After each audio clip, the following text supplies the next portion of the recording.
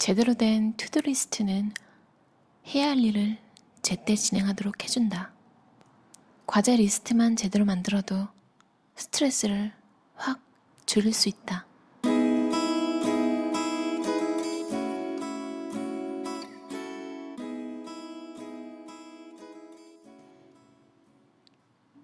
제대로 된 투두리스트는 제대로 집중하게 해준다. 일을 완수하느냐, 그렇지 않느냐는 집중 여부에 달려있다. 투두리스트의 기능은 각 항목의 긴급한 정도에 따라 지금 해야 할 일을 알려주는 것임을 잊지 마라. 위기라고 인지되는 것들 중 진짜 위급 상황은 얼마 되지 않는다는 사실을 기억해두라. 위기라고 느껴지는 건 우리가 상황에 감정적으로 대응해서 그렇다. 투두리스트를 잘 만들어두면 감정을 배제하고 생산성을 극대화할 현명한 결정을 내릴 수 있다. 제대로 된 투두리스트는 더 짧은 시간에 더 많은 일을 끝내게 해준다. 여기서 중요한 건 정말 해야 할 일을 하게 해준다는 것이다. 일에 대한 통제권을 쥐게 해준다. 마감을 지키게 해준다. 투두리스트는 모든 일을 해치우기 위한 도구가 아니다. 그보다는 딱 해야 할 일만 반드시 하게 해주는 도구다. 잘 설계된 투두리스트는 정말 해야 할 일에만 신경을 쏟게 함으로써 덜 긴급한 항목들에 손발이 묶이지 않게 해준다. 제대로 된 업무관리 전략이 없으면 하루 일과가 속수무책이 된다. 데이먼 자하리어즈라는 작가의 목표를 이뤄내는 기술 투두리스트라는 책인데요. 저는 투두리스트 매니아입니다. 다만 이 책에도 나와 있듯이 효과적인 투두리스트 작성법을 제대로 배움을 받으신 적이 있으신가요? 저는 없어요. 학교에서도 가르쳐주지 않잖아요. 그래서 앞에 체크박스를 달아두는 거 정도는 알고 해야 할 태스크를 그 옆에 적어두고 끝나면 체크를 하는 것. 되게 단순하잖아요, 사실. 근데 어느 순간에 조금 더 투두리스트를 효과적으로 발전시킬 수 있는 방법이 없을까 고민하다가 그냥 한번 책이 있나 한번 찾아봤거든요. 사실 투두리스트의 작성법이 획기적이어봐야 뭐 얼마나 획기적일까 이런 생각이 좀 있었거든요. 이 작가는 1인 기업가예요.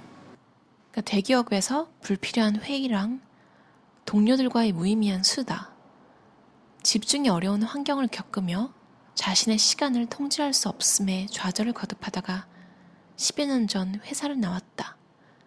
이게 작가 소개예요. 얼마나 비효율적인 게 싫었으면 회사를 관두고 본인이 회사를 차린 거죠. 하기 위해서. 하기보다 1인으로 일하니까 얼마나 회사 다닐 때 조율하고 잡담하고 스몰톡이라고 하죠. 그런 게 안 맞았으면 회사를 나왔을까 이런 생각을 해봤어요. 저도 좀 그런 거 약한 편이라서 저자 소개글이 참 공감이 가네요. 항목을 세세하게 정의하면 시작 지점과 완료 지점이 명확해진다. 한 예로 도메인 주소 확보하기라는 항목은 완료되면 바로 알 수 있다. 웹 호스트 정하기도 완료되면 바로 확인할 수 있다. 항목이 구체적이면 그 목적이 하나이기 때문에 달성되면 바로 알 수 있다. 하위 단계로 쪼개서 명기하지 않은 항목은 자잘한 업무로 위장한 프로젝트로 봐야 한다. 항목을 구체화하지 않은 채 리스트에 실었기 때문에 프로젝트가 완료됐는지 알기도 어렵다. 이는 우리가 투두리스트를 만들면서 흔히 저지르는 실수다. 학생이 시험 준비를 한다고 해보자. 시험 공부하기라는 항목은 너무 애매하다. 171에서 175쪽에 있는 연습 문제 다 풀기 라고 써놓으면 당장 착수할 구체적 과제를 파악할 수 있기 때문에 더 효과적이다. 제가 그 두루뭉술하게 적고 있던 예시에 나오는 사람이었는데요. 이 책을 보고 바로 고쳤어요. 구체적이게 적어서 그게 끝나면 바로 알 수 있도록 시스템을 바꿨어요. 공부법 책을 많이 보면 다들 하는 소리가 목차를 건너뛰는 경우가 많잖아요. 근데 사실 공부를 잘하는 사람들의 특징은 목차를 줄줄 꿰고 있더라고요. 이 투두리스트에 명확하게 범위를 적어놓는 것도 일종의 그런 효과가 있지 않나 싶어요. 제가 어디까지 뭘 했고 그런 게 머릿속에 쫙 정리가 되더라고요. 우리는 목적 없이 어떤 행동도 하지 않는다. 예를 들어 자동차 엔진 오일을 교환하는 건 엔진을 좋은 상태로 유지하기 위해서다. 목표나 목적은 우리를 움직이게 만든다. 우리는 어떤 일을 완수했을 때의 결과가 긍정적으로 예측되면 이를 덜 미루는 경향이 있다. 리스트가 각 항목을 완수해야 할 이유를 알려주어야 한다. 이 단계를 간과하면 리스트의 항목을 완수할 의욕이 충분히 생기지 않는다. 이것도 제가 바로 시도한 건데요. 원래는 체크박스에 태스크만 적었어요. 근데 옆에 칸을 하나 더 만들어서 내가 이 일을 하게 된 동기, 왜 이걸 해야 하는지 옆에 한번 적어두니까 정말로 도움이 되더라고요. 적는 동시에 이미 동기부여가 좀 되는 것 같았어요. 감정이 생산성에 어떤 영향을 주는지 이해하는 것은 매우 중요하다. 불행한 기분이 들거나 스트레스를 많이 받거나 두려움을 느끼면 생산성이 떨어진다. 지금 하는 일이 목표를 이루는데 도움이 된다 해도 그 일에 애착을 느끼지 못한다. 창의력도 떨어지고 결정을 내리기도 힘들어진다. 게다가 일에 영 집중하지 못하고 주의가 더 산만해진다. 자연히 완수하는 일도 줄어든다. 우리 모두 부정적인 감정이 한동안 지속되는 시기를 겪는다. 이는 인간의 본성이다. 그런 시기가 일시적임을 아는 게 중요하다. 시간이 지나면 우리는 긍정적인 마음가짐을 회복해 슬럼프에서 벗어나고 일상을 회복한다. 감정 상태는 투두리스트를 가지고 얼마나 성공적으로 일을 해내느냐에 사뭇 중대한 역할을 한다. 장기간 부정적 감정과 싸우면서 일을 효과적으로 해낼 수는 없다. 대부분의 사람은 투두리스트의 중요성을 과소평가한다. 투두리스트가 생산성에 미치는 지대한 영향을 알지 못하기 때문이다. 효과적인 투두리스트는 일의 흐름을 최상으로 유지해줄 뿐 아니라 하루 전반을 보람차게 보내도록 해준다. 향후 작업과 현재 작업을 분리하는 것이 중요하다. 우선 모든 향후 작업들을 적은 방대한 리스트에는 눈길도 주지 마라. 대신 현재 처리할 작업 리스트에 온 신경을 쏟아라. 여기에는 그날 중에 끝내야 하는 항목만 올리는 걸 잊지 말자. 일의 범위가 제한되어 있으니 스트레스가 줄고 일에 짓눌린 기분도 들지 않을 것이다. 우리는 특정한 결과를 염두에 두고 어떤 행동을 한다. 그게 아니라면 왜 하루 종일 넷플릭스를 시청하는 것 같이 더 즐거운 활동을 할 시간에 다른 일을 하느라 애쓰겠는가? 투두리스트를 해치우는 가장 쉬운 방법은 리스트의 각 항목에 그것을 해야 할 이유를 붙이는 것이다. 해야 하는 이유가 눈에 들어오면 그 일을 할 확률이 높아진다. 이유를 머리로 알고 있는 정도로는 충분치 않다. 반드시 적어야 한다. 적어야 진짜가 된다.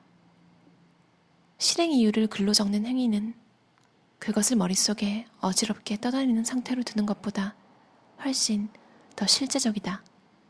그 외에 또 중요한 일, 그러니까 꼭 해야 하는 일을 7개 미만으로 하라는 이야기도 있어요.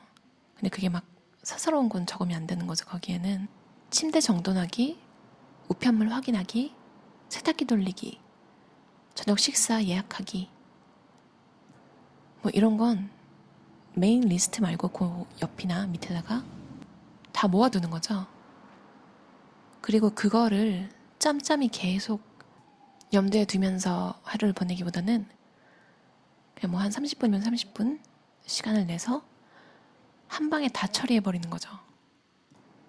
그리고 결심과 투두리스트에 실제로 적어야 하는 항목을 착각하지 말라고 하네요.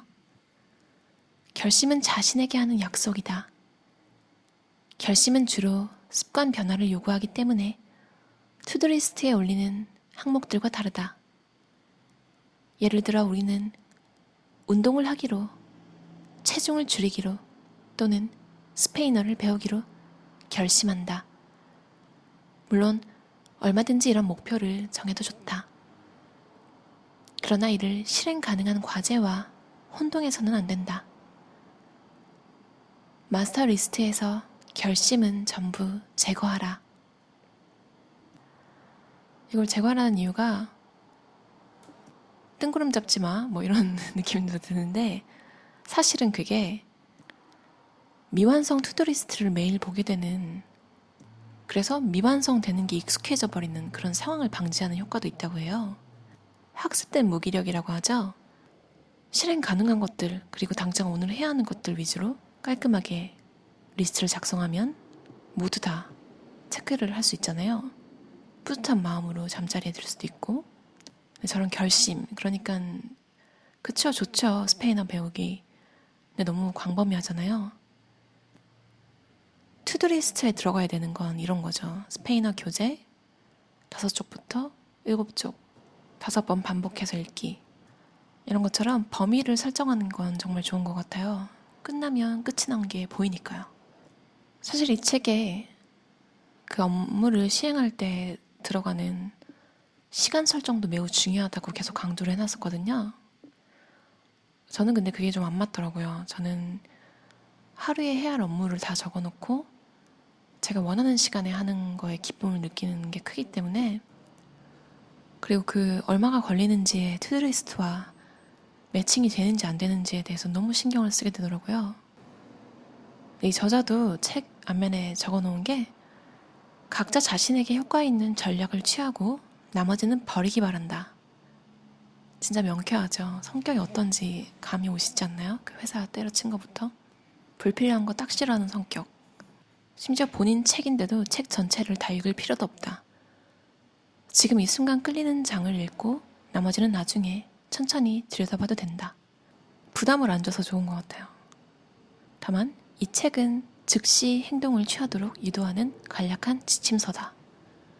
즉각적인 행동은 매우 중요하다. 생산적인 시스템을 만드는 데 관심이 많으신 분들이 한 번쯤 보면 저자가 말했듯 정말 좋은 지침서 같아요. 내용이 그렇게 많은 책은 아니지만 어쩌면 삶의 패턴을 바꿔서 인생을 바꿀 수도 있는 책이 아닌가 하는 생각이 들었어요. 여러분도 여러분에게 맞는 투두리스트 작성법을 발견하셔서 불필요한 스트레스 없이 생산성 높은 하루를 보내게 되시길 바랄게요. 그럼 들어주셔서 감사합니다. 감사합니다.